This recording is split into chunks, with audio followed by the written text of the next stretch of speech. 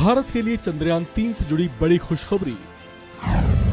चंद्रयान 3 ने अंतरिक्ष में पास की बड़ी अग्नि परीक्षा। चंद्रयान 3 मून ऑर्बिट में सफलतापूर्वक हुआ दाखिल।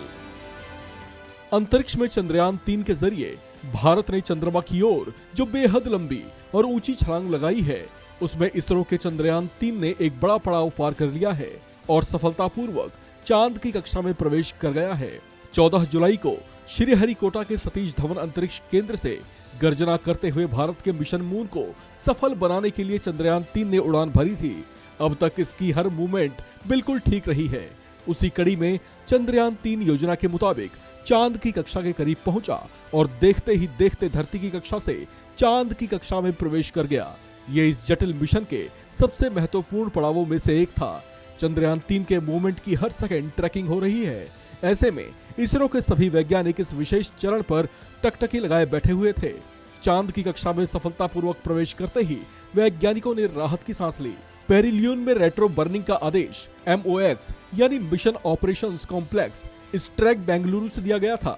आपको बता दें कि इसरो ने चंद्रयान 3 को चंद्रमा के ऑर्बिट में प्रवेश करने के लिए करीब 20 से 25 मिनट तक थ्रस्टर्स को ऑन रखा। इसी के साथ चंद्रयान चंद्रमा की ग्रेविटी के दायरे में आ गया।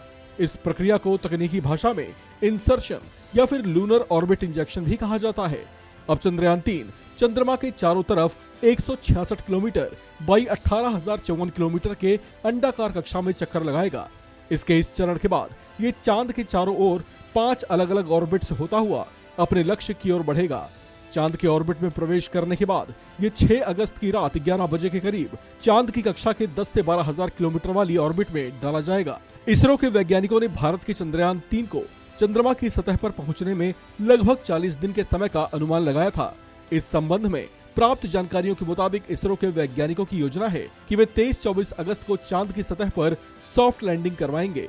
लेकिन ऐसा कर पाने में चंद्रयान 3 को 10 अलग अलग चरणों से होकर गुजरना होगा, जिसमें ये अपने तीसरे चरण LOI या लूनर ऑर्बिट इंसर्शन को सफलतापूर्वक पार कर गया है। अब चंद्रयान 3 अपने चौथे फेज में सतह से करीब 100 किलोमीटर ऊपर 7 से 8 ऑर्बिट मैन्यूवर करेगा।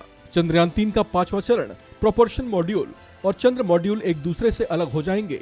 इसका छठा चरण डी बूस्टर चरण है, जहां अंतरिक्षयान का वेग उस दिशा में कम हो जाता है जिस दिशा में वो जा रहा है। 7वां चरण प्री लैंडिंग चरण है, जो लैंडिंग की तैयारी करता है, जबकि 8वें चरण में इसकी कठिन परीक्षा शुरू होगी और वास्तविक लैंडिंग की शुरुआत हो जाएगी। इसके 9वें चरण में लैंडर और रोवर चंद्रमा की सतह पर पहुंचेंगे और अपना संचालन शुरू कर देंगे।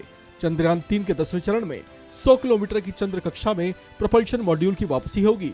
भारत इस मिशन को पूरा करते ही अमेरिका, रूस और चीन के बाद दुनिया का ऐसा चौथा देश बन जाएगा जो ये कारनामा करने में सफल रहे हैं।